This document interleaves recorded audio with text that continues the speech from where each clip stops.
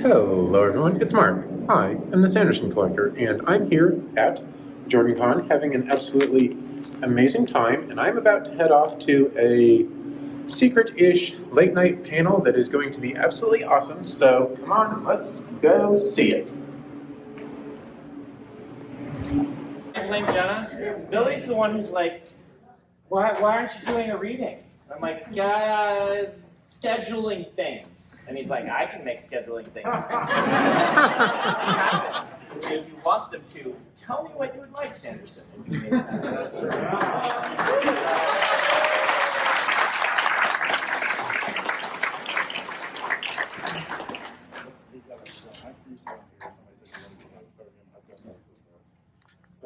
got two people runners, or two runners of mics. I think what we do is I'd sit over here and just crowd control. Okay.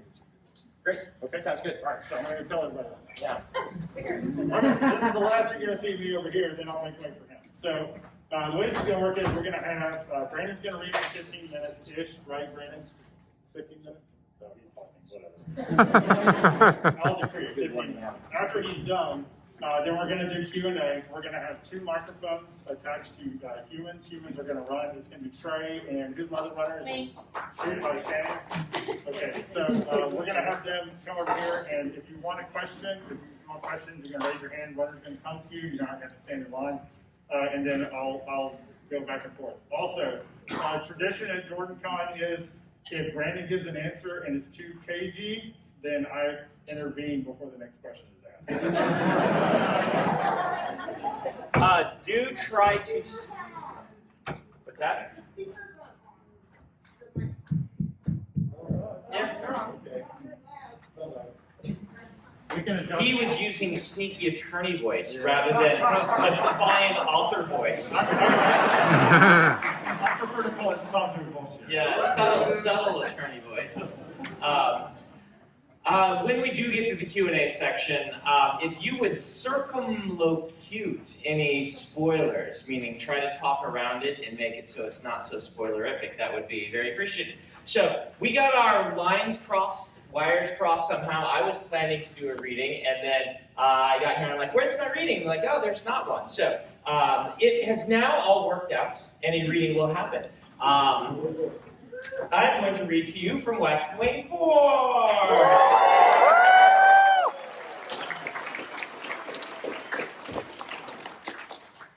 So what is going on here? Well, I like to do readings from unpublished material, as of yet unpublished material. This is a tradition I have followed since the early days of my career. I figure, it may not be the best marketing-wise, but it is what's more exciting to me. And to those who come who have already read many of my books, then this is something new and interesting to them. But it is always a little bit of a trick to figure out what to read, because I also generally don't want to spoil too much for people who have not read the series. But the Wax and Wayne books, it's always been fairly easy because the prologues of each of them are flashbacks to the past.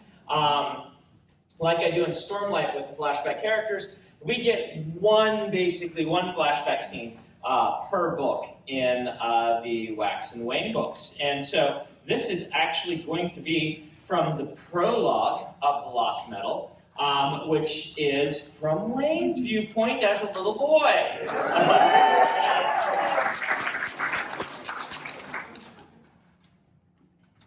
So here we go. This is the prologue. I'm not exactly sure how long this will take. We'll read maybe, if it goes longer than a half hour, I might just call it there and then do the Q&A. But we shall see. I've never read it out loud before, so who knows? Wayne knew what beds were. A few of the other kids in the settlement had them. Sounded much better than a mat on the ground, especially one he had to share with his ma when nights were cold because they didn't have any coal. Plus, there were monsters under beds. Yeah, he'd heard stories from the other kids in the settlement about miscreants. They hid under your bed and stole the faces of people you knew. So beds sounded real nice. Soft and squishy on top, with someone underneath you could talk to. Sounded like Rust in Heaven. The other kids were scared of those things, but Wayne figured those kids just didn't know how to properly negotiate. He could make some friends with something that lived under a bed. You just had to give it something it wanted, like someone else to eat. Maybe you could ask Ma to have a little brother. Anyway, no bed for him, and no real chairs. They had a table built by Uncle Gregor before he got crushed by a billion rocks in a landslide and mushed up into a bloody pulp, but people couldn't hit no more. Wayne kicked the table sometimes. I did misread that. Into a bloody pulp, what couldn't hit people no more. That'll make you go, less. Wayne kicked the table sometimes, just in case his spirit was watching somewhere, and because he'd made that table, and maybe first draft stuff. Because he'd made that table, and maybe it'd make him mad. Russ knew there was nothing else in this little one-window home that Uncle Gregor cared about. Best Wayne had for sitting was a stool, so he sat on that and played with his cards, drawing hands and trying to hide cards in his sleeve as he waited. This was a nervous time of day. Every day, he thought maybe she wouldn't come home. Not because she didn't love him. Ma was a burst of sweet spring flowers in the sewage pit of a world, and he'd punch anyone who said otherwise. No, he worried that one day, Ma wouldn't come home. Pa hadn't come home one day. Uncle Gregor, Wayne kicked the table, hadn't come home one day. So, don't think about that, Wayne thought. Bungling his shuffle and spilling his cards all over the table and the floor. And don't look, not until you see the light.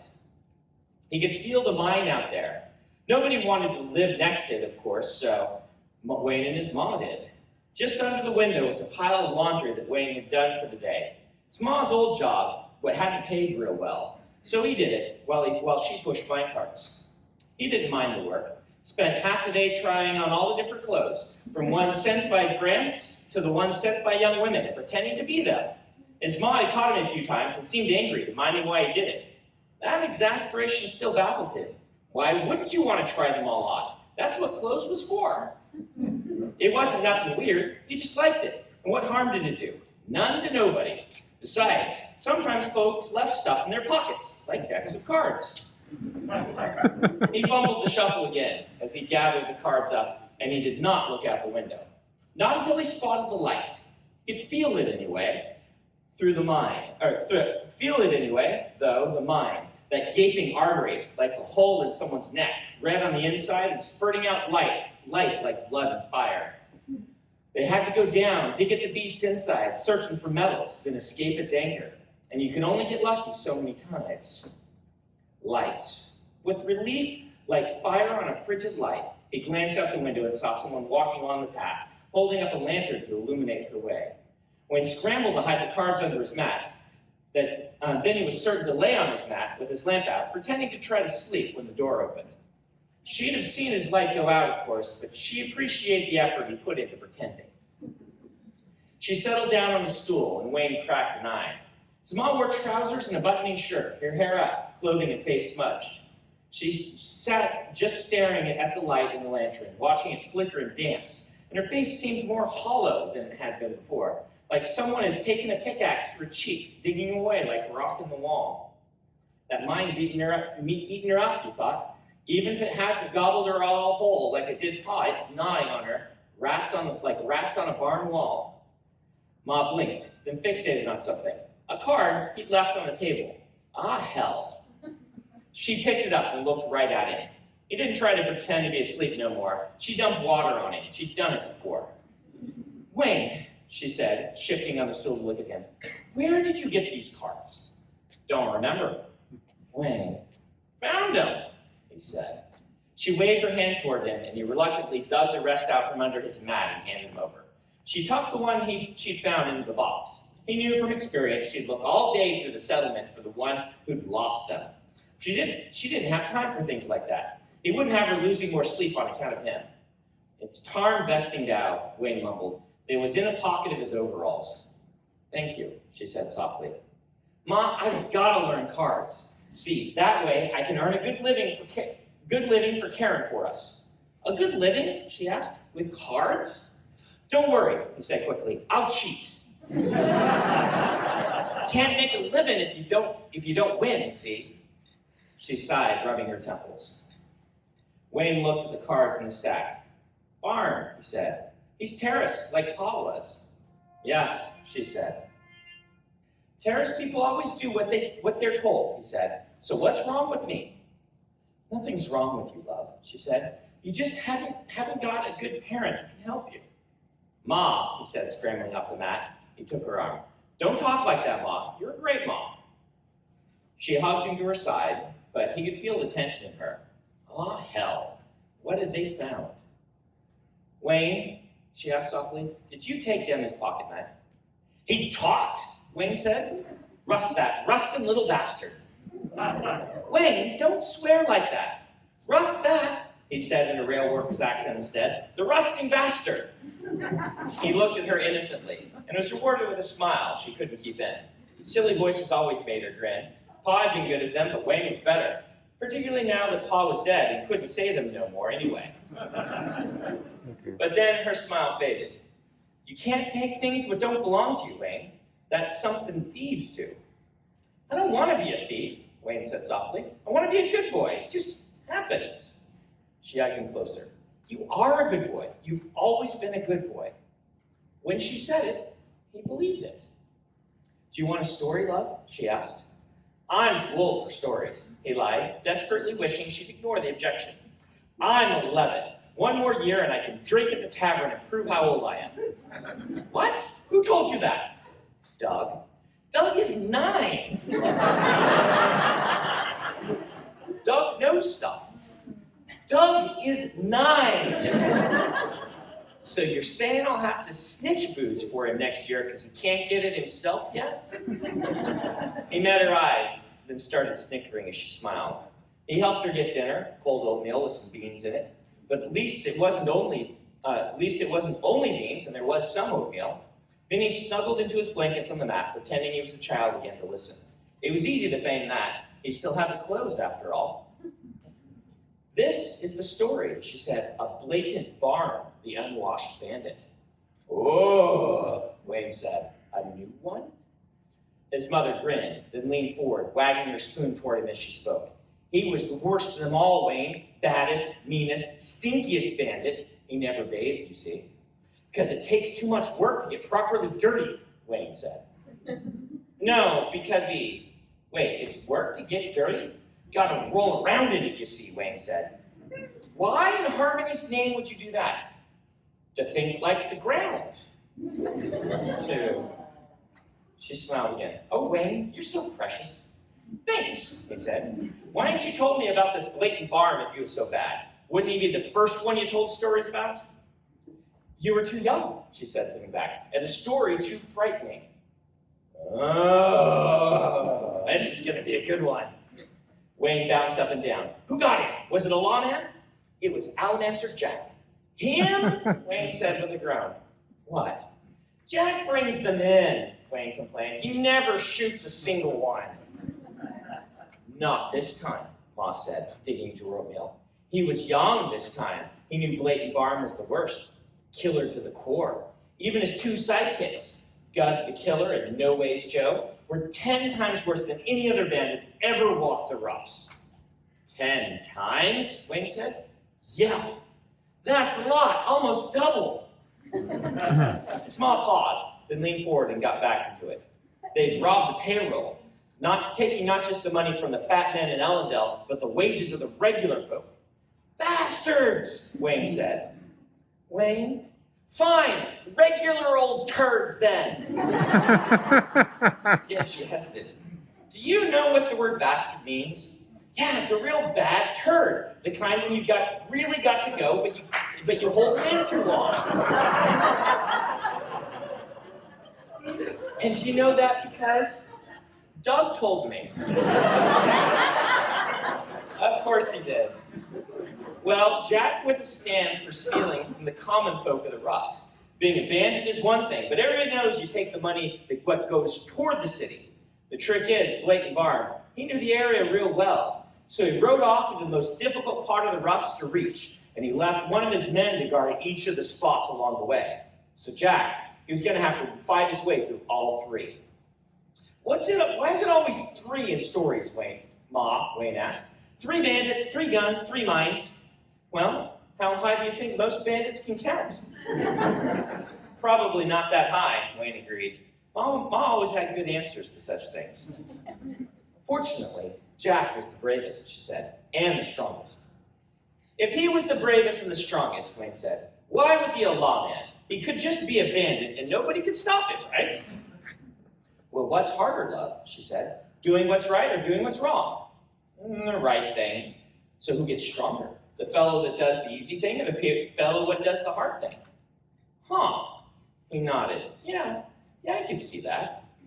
She leaned forward, grinning in the light. Jack's first test was the River Human, the vast waterway marking the border with what had once been Koloss lands, but now was controlled by bandits entirely. The swift waters moved at the speed of a train, the fastest river in the whole dang world, and was full of rocks. Gud the Killer had set up there across the river and watched for lawmen. He had such a good eye and a steady hand with his rifle that he could shoot a fly off a man at 300 paces. Why'd you ever want to do that? Wayne asked. Better to shoot men right in the fly, right? It's got to hurt something bad. Not that kind of fly, love, I said. So what did Jack do? Did he sneak up? Not very lawman-like to sneak. I don't think they ever do that, ever. I bet he didn't sneak. Well, Ma said. Wayne clutched his blanket, waiting. Jack was an even better shot, she whispered. When Gud the Killer sighted him, Jack shot him right across the river. How'd Gud die? Wayne whispered. By bullet, love. Right through the eye? I suppose. And so Gud took sight, and Jack took sight back, and shot him right in the eye. Right in the eye, right, Mom? And his head exploded, Wayne said. Like a fruit, the crunchy kind, all ripe so the shell is tough, but it splats anyway. Is that how it happened? Yes, Mom said. Dang, Mom, that's gruesome. You sure you should be telling this story to me?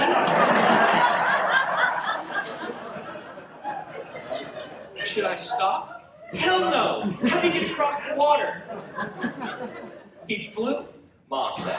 She absently set the bowl aside, oatmeal finished, and made a flourish with both hands. He had powers, Jack did. Allomancy powers. He could fly and talk to birds and eat rocks. Whoa! Eat rocks? Yep, and he flew right over the river, but the next challenge was even worse. The Canyon of Death. Oh, bet that place was pretty. Why'd you say that? Because nobody's going to visit a place called Canyon of Death unless it's pretty. But someone visited it, right? So, because we know the name. So it's pretty, right? Beautiful, Ma said. A canyon carved through the middle of a bunch of scattered, crumbling rock spires. The broken peaks lined with colors. But the place was deadly. As deadly as it was beautiful. Yeah, Wayne said. That figures. But Jack couldn't just fly over this one. For the second of the bandits hid within the canyon. No ways, Joe. He was a master of pistols, and could also fly and turn into a dragon and eat rocks. So if Jack tried to sneak past, Joe would shoot him from behind. That's the smartest way to shoot someone, Wayne said, on account of them not being able to shoot back. True, Ma said. So Jack didn't let that happen. He had to go right into the canyon, but it was filled with snakes. Bloody hell! Wayne, regular old boring hell then. How many snakes? 1,000,000 snakes. Bloody hell!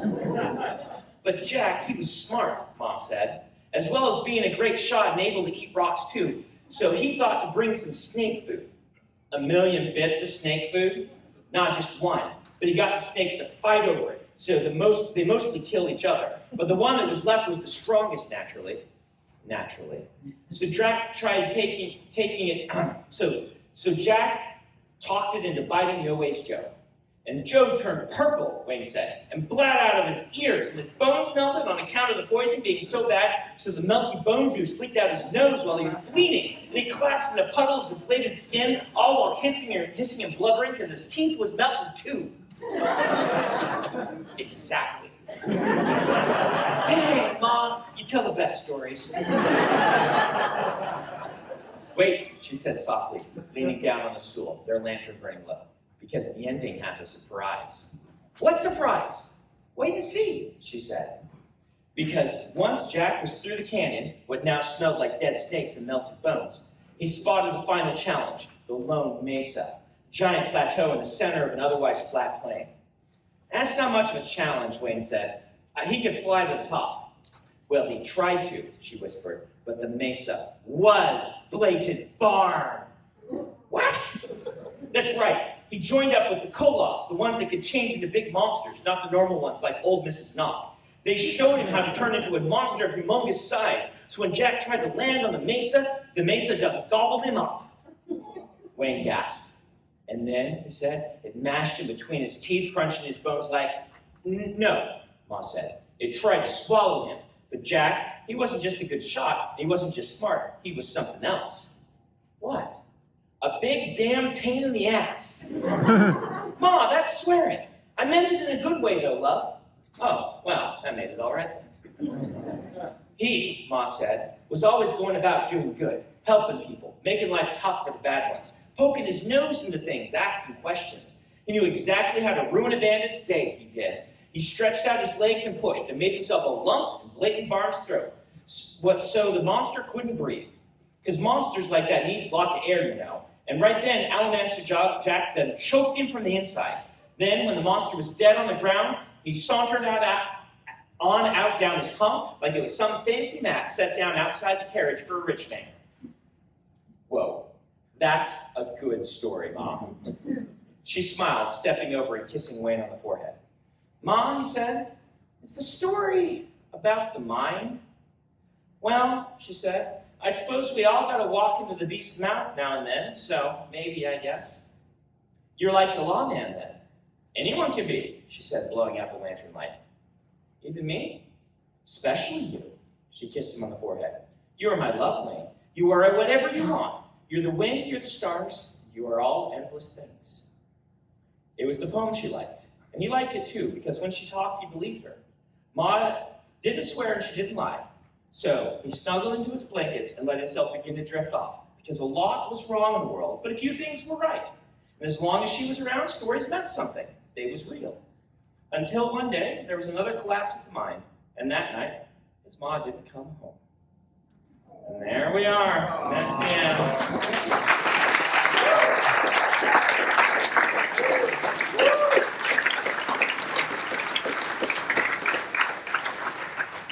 So yeah, there you go. That one's not going to be up for like a year and a half. I'm sorry.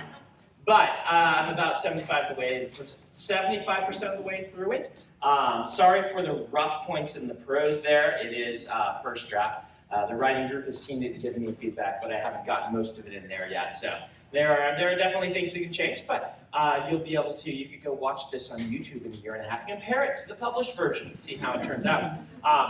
I am really happy to be writing the end of that series, not because I'm happy to leave it behind, but because it has been a surprise, right? A lot of my book series are planned out from the beginning, like Mistborn I had planned as 3 trilogies. And then if you haven't heard the story, I was working on The Wheel of Time, and I needed a break between books. This is just very common for me.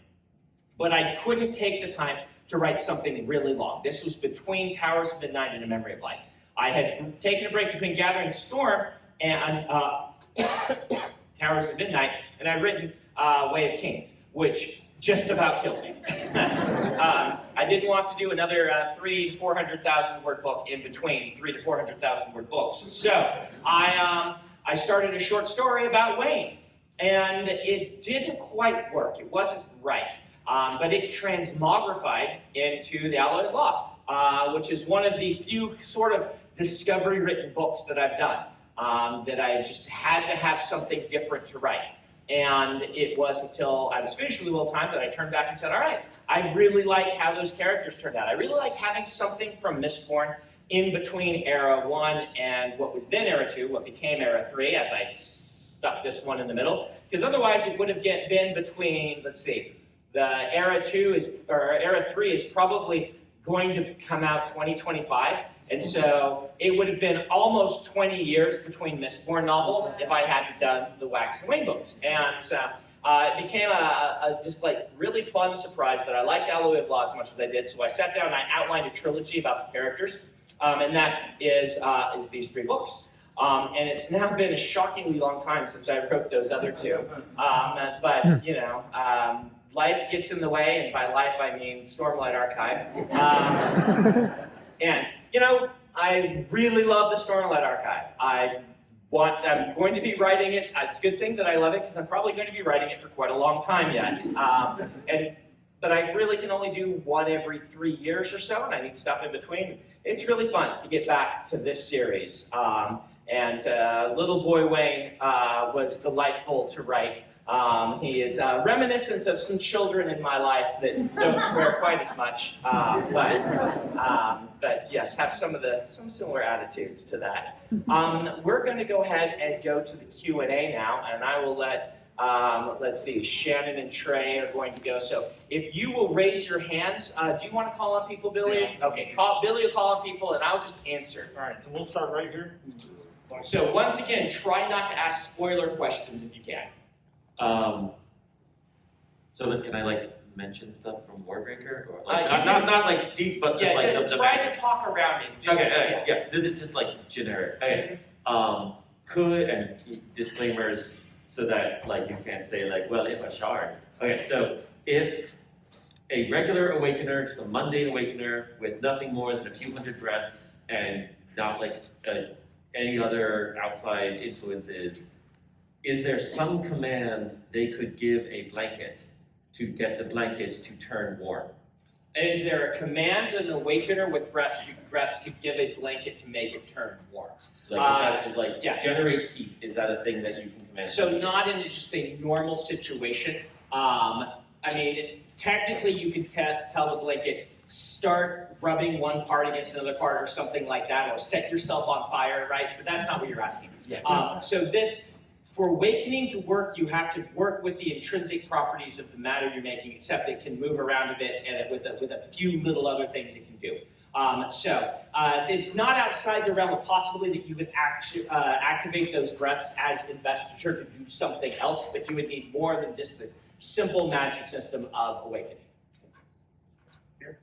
Is there a significance between harmony and discord being musical terms? Is there a significance between harmony and discord being musical terms? Yeah, and if would they be considered different investiture tones? Would they be considered different investiture tone? So yes and no. So what's going on here is that it is significant. I chose those 2 terms very specifically. Not going to tell you a lot about discord or things like that, but the idea is that idea of harmony is in, the sounds are in harmony. They are working together. In discord, they are not. I wouldn't call them investiture tones, more the way the tones are 2 tones are responding to each other. Does that make sense? Yes, please.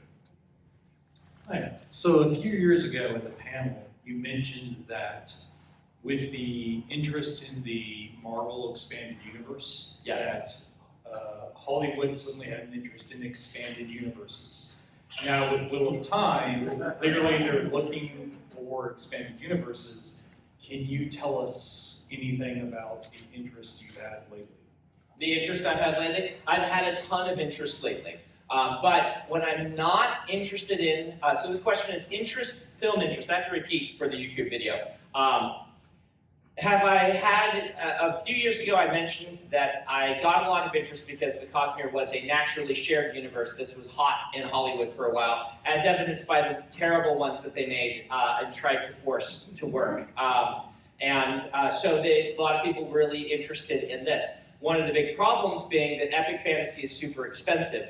They were really worried about doing epic fantasy. But epic fantasy is now becoming more of a thing that is not just the Lord of the Rings movies were good. Now we've got multiple good fantasy adaptations. And so, yeah, the interest is high. The issue is I am now in a place in my career where I don't have to say yes anymore, right? So for the longest time, I needed that money from Hollywood. For those who don't know, like my first book, like Elantris, it was $10,000. which might sound like a lot to the aspiring writers, but that's $10,000 for a year's worth of work, right? And it got paid to me in 3 chunks. So it was actually $5,000 up front and then $25,000. And so, like, my first year as a writer, I did not make a lot of money, but the deal for Alcatraz in Hollywood, which Alcatraz wasn't even out yet, someone had read it at DreamWorks Animation, it was $35,000 a year. Right? You can just kind of see the disparity of the money that flies around in Hollywood. And those early years, I survived on the option money for that and for other things. Like, it was really solid income when my book income was still catching up. Like, even when I did my second contract, they were impressed with how Launchers had done, and I got $20,000 per book, which is still not a lot for a year's worth of work. It's starting to get livable, but it's still like underneath the poverty line, right? And so these years, by the way, I like to joke, I was living on that movie income and also this sweet, sweet income of my public school teacher wife's salary. Yes, yes.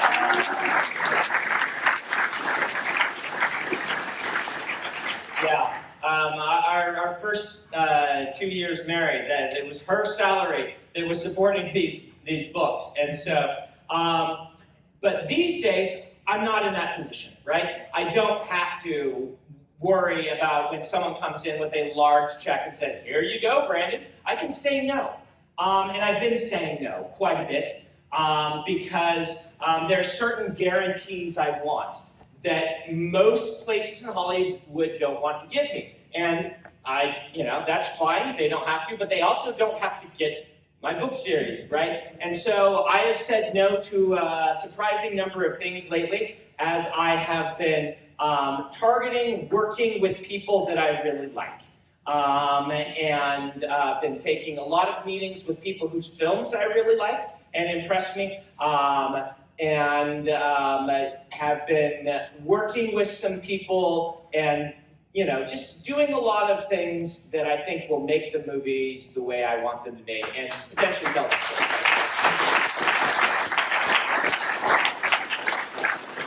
I can't announce anything, if that's what you're asking, but if you read between the lines of things I said, in various things, you might be able to pick together some of what I'm trying to put together.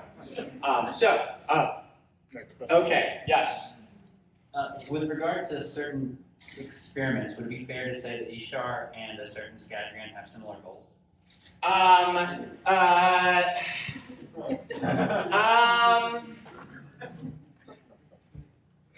don't know that I would say that 100%. The certain scattering you reference has been able to achieve the goals that he wants. See if I can circumlocute this. There were, let's just say there's a certain set of bones floating around that already has a connection to this individual, which was useful in achieving what he wanted to do, which is not a luxury that Ishar has. Does that make sense? So there you go. Next one over here. I'm still processing the last answer. Investiture in the Cosmere, when used, goes to the spiritual realm, except in one place. What determines which realm investiture returns to when it's being used? Too many factors for me to actually say right here, Evgeny. So I'm going to raffle this one. There are lots of reasons that it could go in different ways in different places. How many of those reasons are rule of cool? Rule of cool is definitely a reason, but more it's I think he's trying to get at why on Cell things are weird, and I have not explained why things are weird on Cell yet. Okay. Yeah. So on Roshar, it's kind of tradition men eat spicy foods, women more sweeter. So Yes. Could it be possible that a sort of euphemism for gay men or gay women is, does he eat sweet food? Does she eat spicy food? Is that sort of like a... I can see people saying that, yes. Mm-hmm. That's, yes. So in the rule of Repeat the time, question. No, I have to repeat that question. We'll just keep going. sorry, in the rule of time, the wheel keeps turning for infinity, assumingly, and they keep adding more and more heroes to the wheel. Eventually, would it just be filled with infinite Batmans?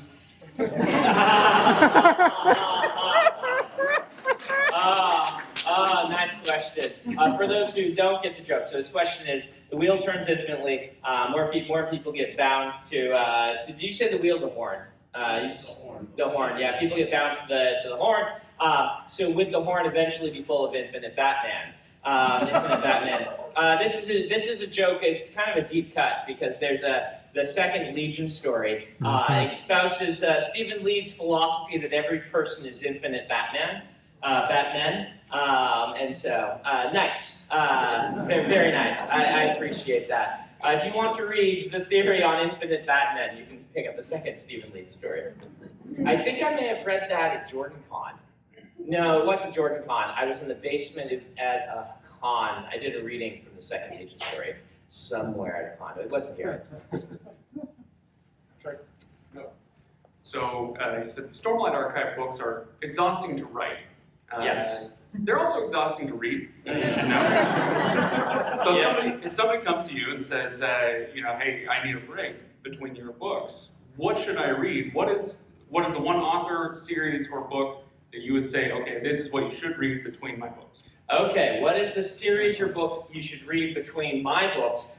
Specifically with the framing question being that sometimes, like the Stormlight Archive is emotionally exhausting, and things like that. I bet half the room knows what I'm going to say. Go read Terry Pratchett.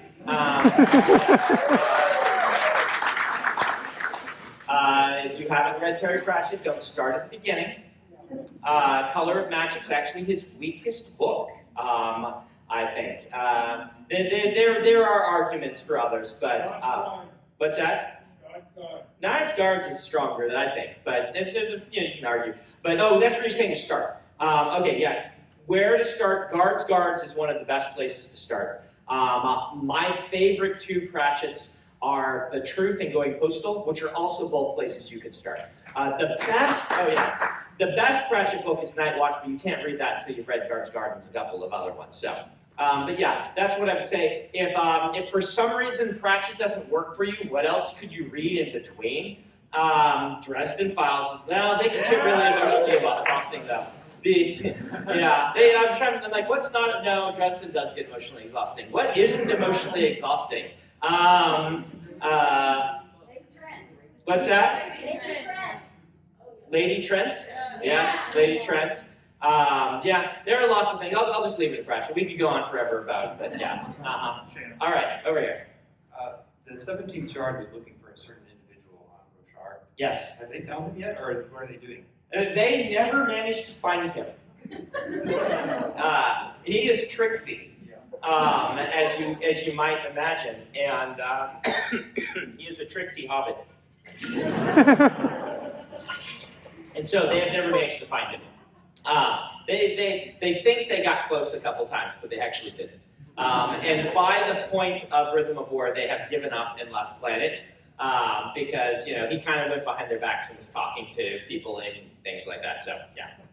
So we will catch up. We'll catch up to those three at some point, I hope, and find out what they've been up to. But they kept looking in the wrong countries.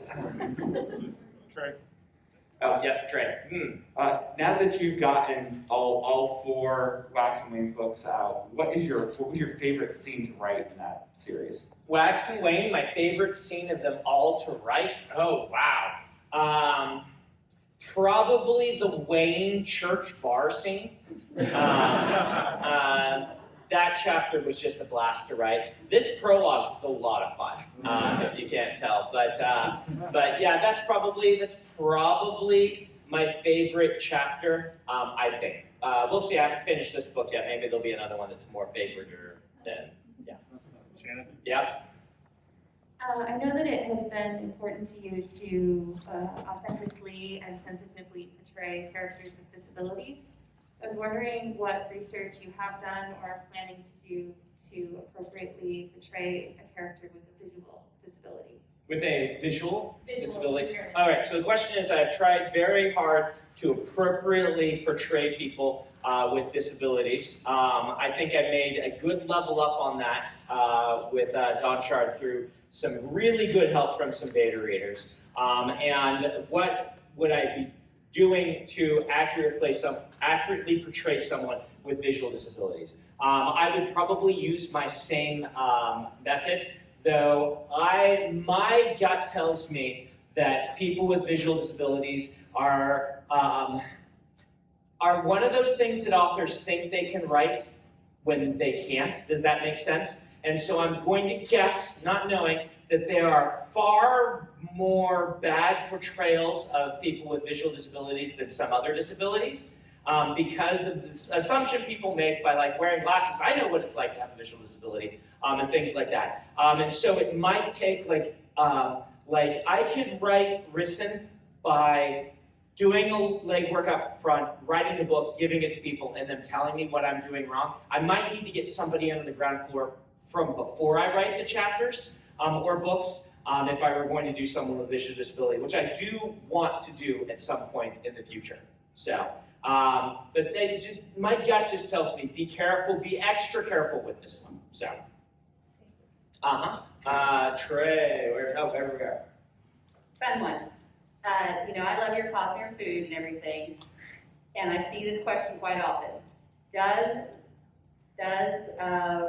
ice cream and popcorn exist on Roshar? Unfortunately, does ice cream and popcorn exist on Roshar? Unfortunately, neither of them do. I know you can go to Scadrial and get some, right?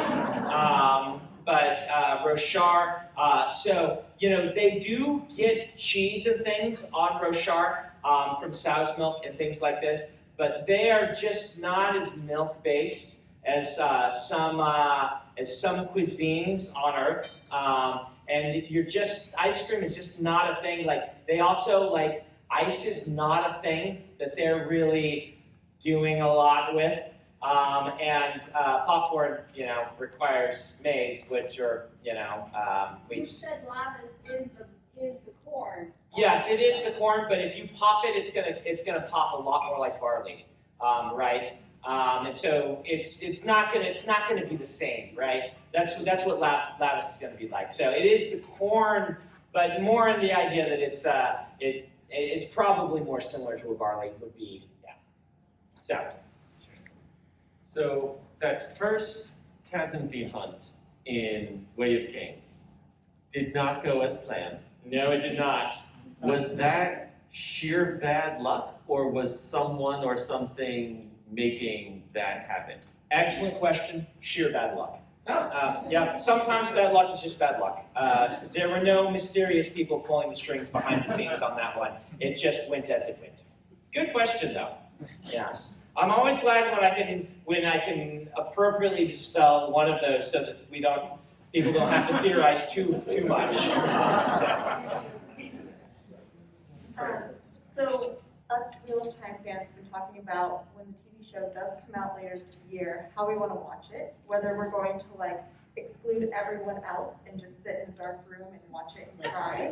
So I was curious if you have any plans to watch it, if we're talking about, are we going to rent a theater, and watch it with a whole group, or what we're going to do? So what am I going to do when the Wheel of Time show comes out? How am I planning to watch it? With a group or things like this? So I will probably be watching it in my home theater. I have a fairly nice one. So this team is, you keep quiet over there. The theater has just started with the weekend. We watched Black Widow at the company in the theater, and so it is a little extravagant. So I'll probably watch it there. I've tried to convince Matt Hatch that he should do live premiere chat-alongs and live reactions or something, which would be fun.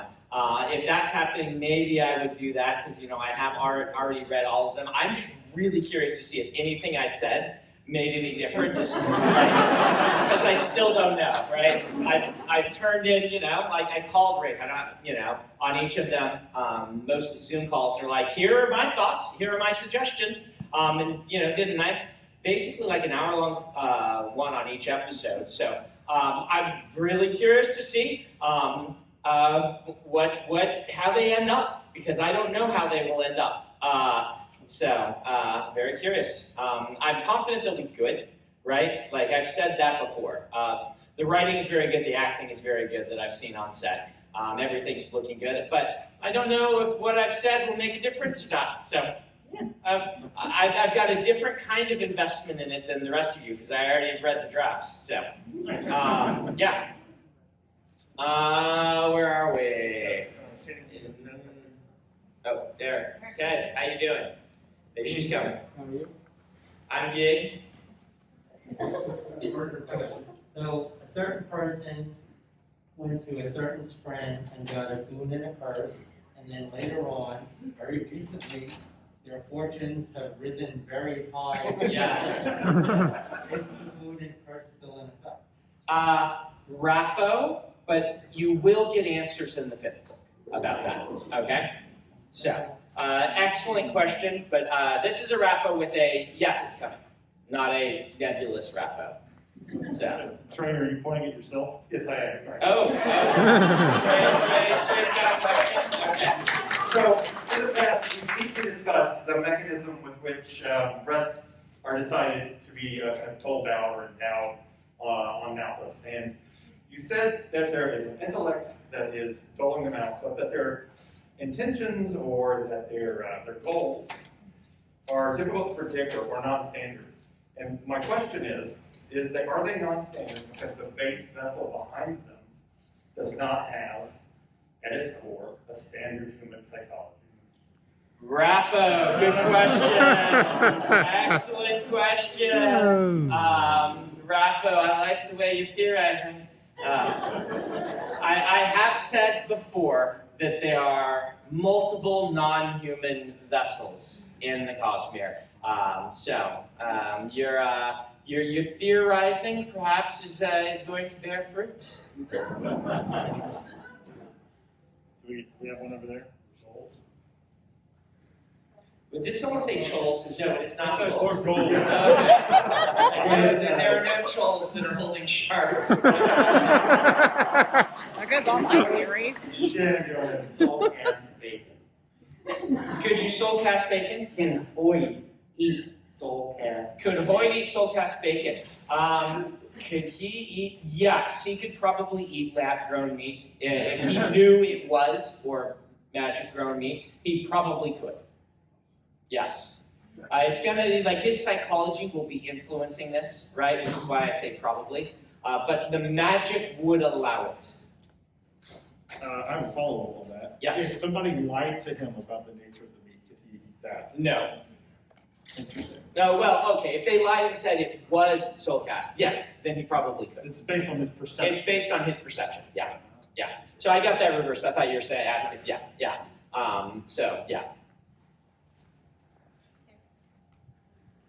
So recently, I know the Wheel of Time fandom has been talking about the concept of television adaptation being released weekly as opposed to like a bulk release.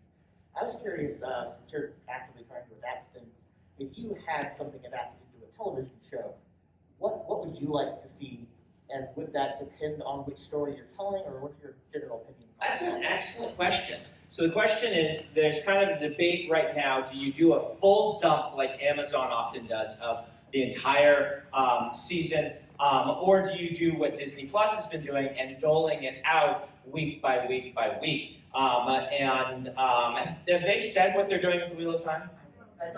Okay, I know, but I'm not going to tell you. I'm glad you were honest with me. I'm sorry. I shouldn't tease that, but I'm glad that you were honest with me. So you want me continuing to read these things and not making mistakes and getting the people at Amazon mad. What would I prefer? So I thought that I would prefer the full dump until I've started watching several of these Disney Plus shows. Like some of them, it didn't really matter to. I kind of would prefer if like The Mandalorian were just a dump. The episodes are episodic enough, but watching particularly WandaVision was a much better experience waiting, I felt.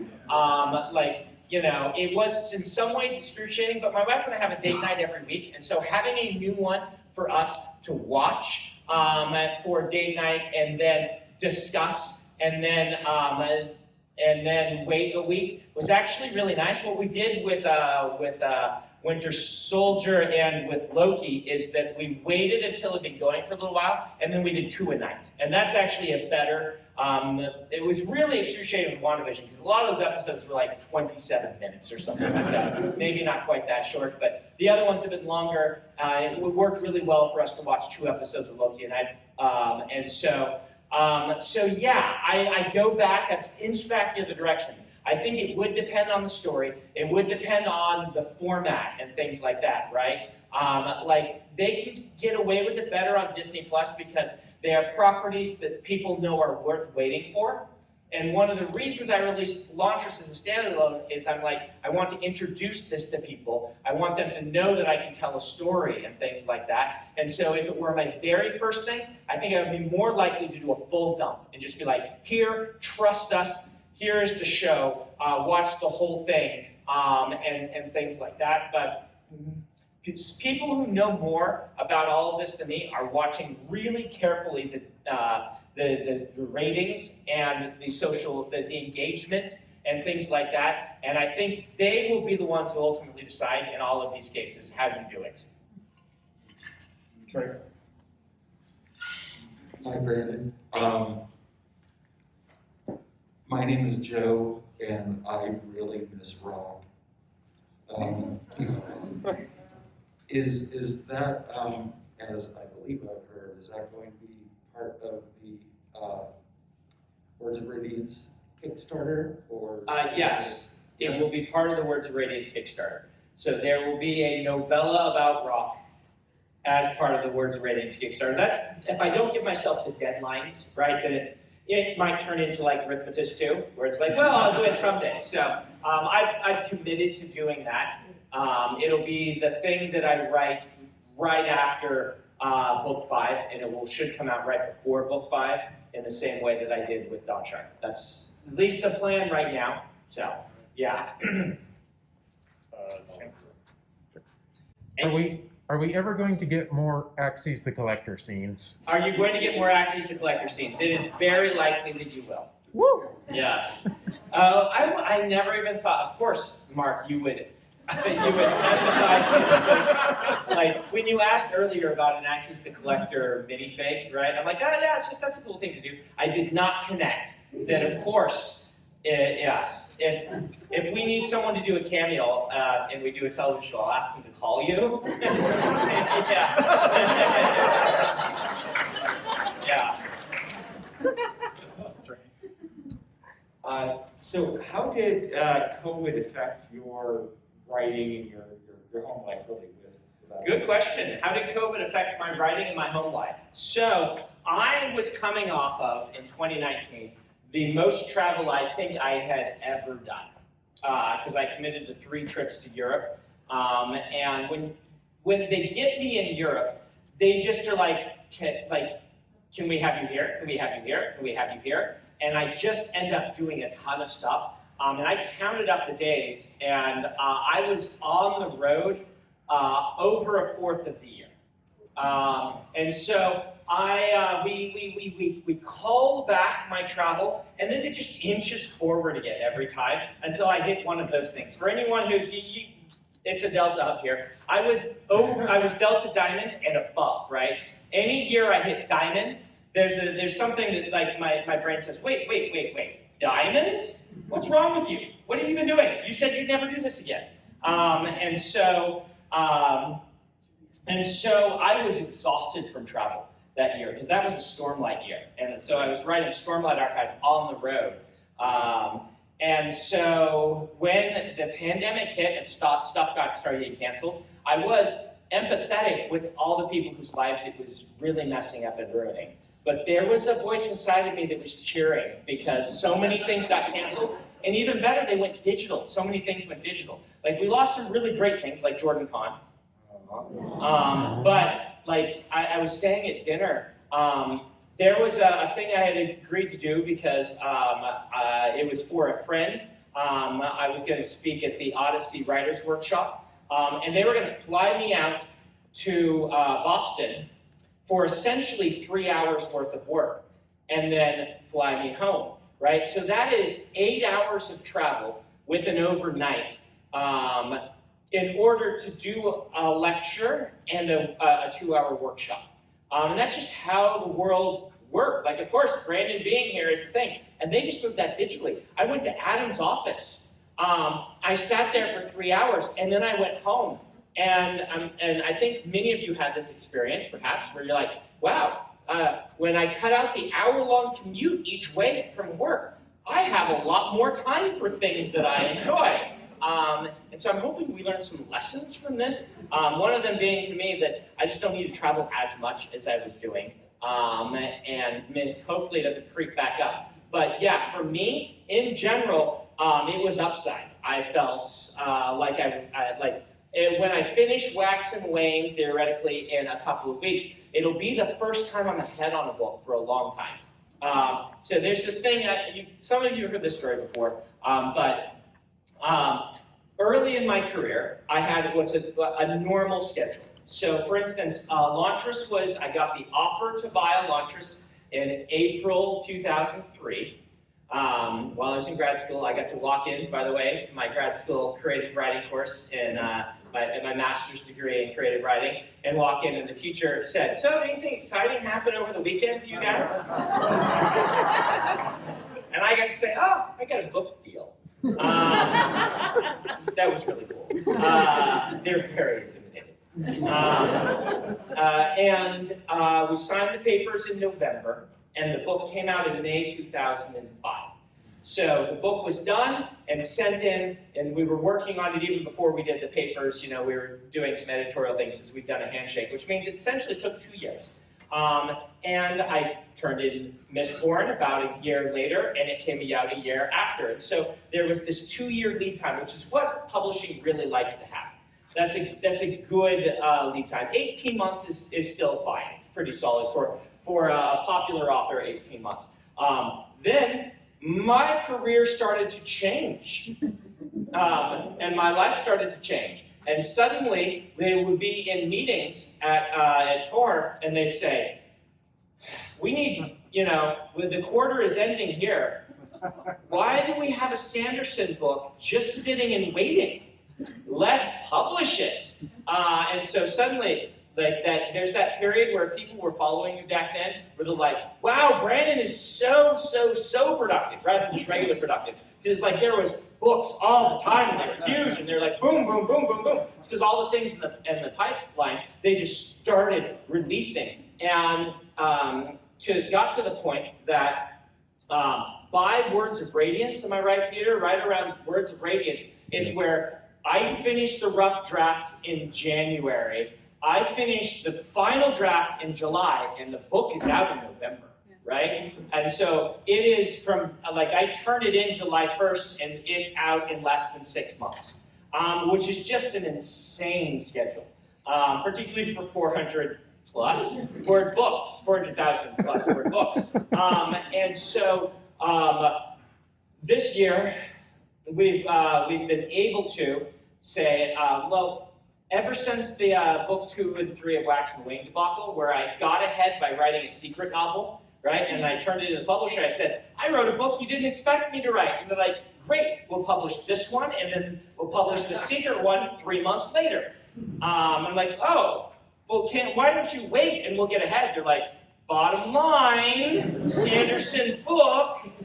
Yes, we're just going to release that." And after that event, my whole team we decided we're not going to let them do things like that anymore. And we had a big, long conversation with the publisher that basically said, you can choose a release date for a Sanderson book when we, meaning me and Peter and the team, decide we are going to release a Sanderson book.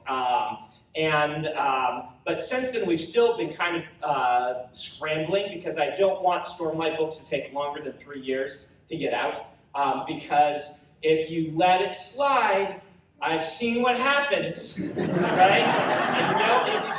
If you don't meet the if you don't have a deadline, then it's like, well, we could take 4 years. We could take 5 years and it'd be just perfect. But then your brain as an author says, well, I have 5 years to finish this. And so I wanted to be very consistent on those because I got to finish those before I die, right? Yes, class for that. And so we've still kind of been, but the pandemic really let me get ahead. And if I turn in Wax and Wayne, like Wax and Wayne, I will have probably the full draft. The goal is to have it done by January, and then it's not coming out until November. We're 11 months ahead, which is not as ahead as like the 18 months that's normal, but for us, it's just going to be like so much breathing room. And theoretically, I'll be finishing the 4th Skyward book so soon thereafter for a release about a year after that. We're looking at spring of 2023 for that, and then Stormlight 5 in 2023 fall. I think that's what we're looking at. And I am warning people up front, Stormlight 5 is the one I will let slide a little bit if I need to, because it's the end of a sequence, and the deadline doesn't need to be as strict because it doesn't bump back things as much. So it's possible that Stormlight 5 goes into the spring of 2024. We'll see what happens there. But regardless, I'm feeling like we're going to be in a much better shape. So that was a long-winded answer to the question. I can't even remember what it was. Let's go to Shannon here. So we had some unnamed shard name drops in Rhythm of War. Yes. Has there been any kind of whimsical machinations on screen, or have they been mostly absent? Have there been any whimsical machinations on screen? I like how you put that. Well phrased. Raffo. Sorry. I think there's a mention of whimsy in Wax and Wayne 4. So, whimsy. I'll think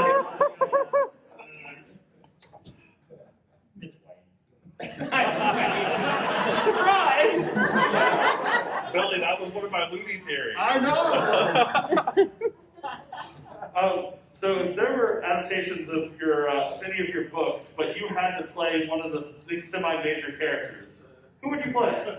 Oh my goodness. If there was an adaptation of one of my works that I had to play a semi-major character, good phrasing there.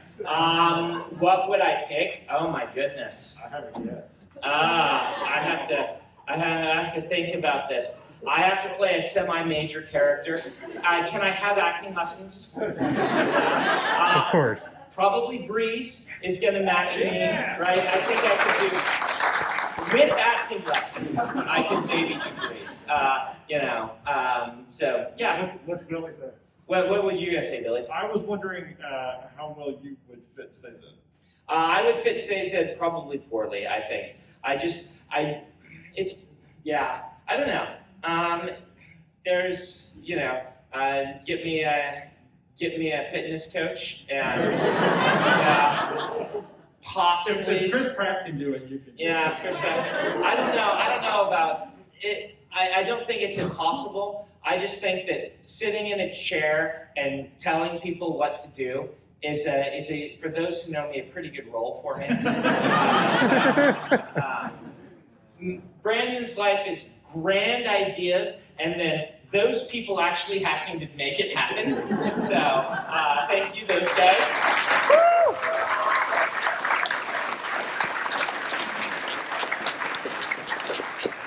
Like when I went to Kara and said, hey, we should do a Kickstarter for the next Lindberg. She's like, what? I'm like, yeah, it'll be great. And she was supernaturally excited to do that. Right? Yeah, well, she actually was, because Kara gets really excited by these things, but the logistics of it. So generally, Kara gets super excited, and then Isaac gets terrified on her behalf, right? And then Isaac's like the voice of reason. He's like, yeah, so.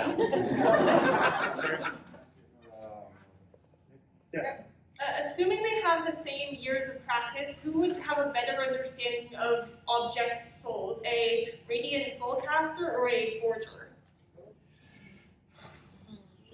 It's going to depend on the individual. I think that they both can make an argument, and I'm not sure. I think it's going to go neck and neck.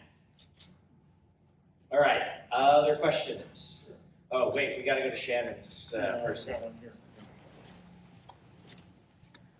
Hi.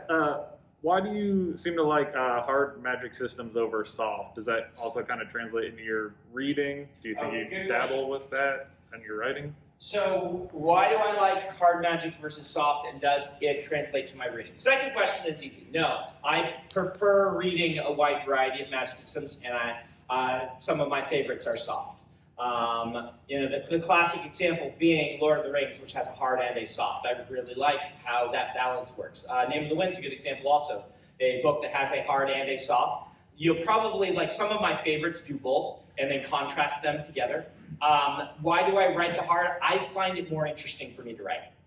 Just the way that I design stories, the way I design world building, the way I design characters. If I start writing a soft one, it turns hard real fast. And so, Yanni,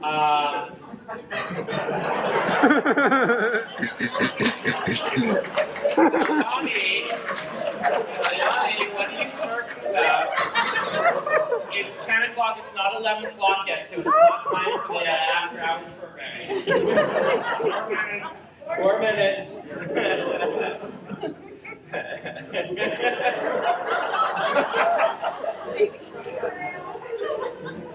that complete your answer? Yeah, that completes my answer.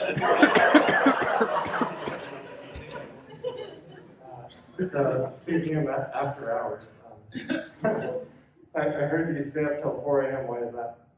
I stay up till 4 a.m. Why is that? Bunch of reasons. Number one, it's just what I do. I did it in high school. Well, high school I went to bed about 2, got up at 6, and then came home from school and went to bed for 4 more hours. I did a 2 to 4 hour sleep schedule. My entire life, for whatever reason, it was very natural for me to, in college, get a job working a graveyard shift at a hotel. That's how I wrote a lot of my novels. Was from about 1 until 5 writing, and then I go home and I go to bed at 7. Or sometimes I'd go to school. There were years where I was in college that I would go home at 10 and then go to bed. And naturally, I gravitate toward between 4 and 5. It just seems like the time that is my mind and body want to go to bed. Work-wise, it works really well because what I'm able to do is I work better in 2 4-hour sessions than 1 8-hour session as a writer. Just by the end of 4 hours, I'm kind of done.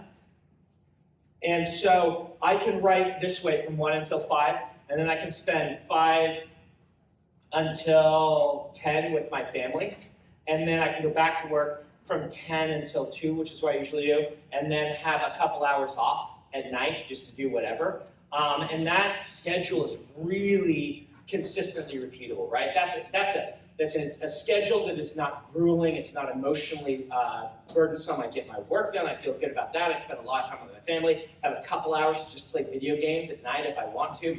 It's a real healthy work-life balance for me. And so if I got up early, it would be harder because slotting that family time in between the writing sessions, you couldn't do that as easily with kids at school and things like that. So it works really nice. It was a little difficult for Emily to get used to when we got married. I tried going to bed at a normal time, and then I just laid there in bed until it lasted a week, till she's like, all right, just go to bed when you want to go to bed. She was a school teacher, like I said, and so she had to go to bed at something silly like 9 p.m. or something like that.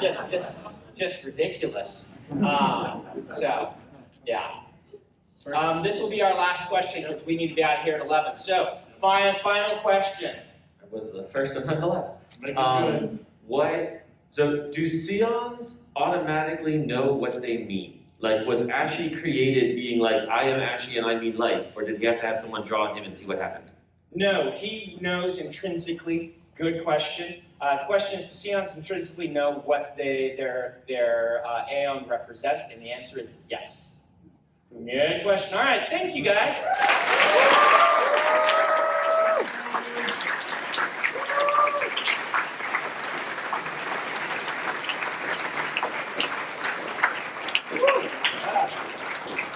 Sorry to make you come to a late night panel, but you know, that's JordanCon, so off with you. And I will see you around. I'm just gonna be hanging out tomorrow. I'm not on anything, so I'll just be, hanging out. I need to talk to you.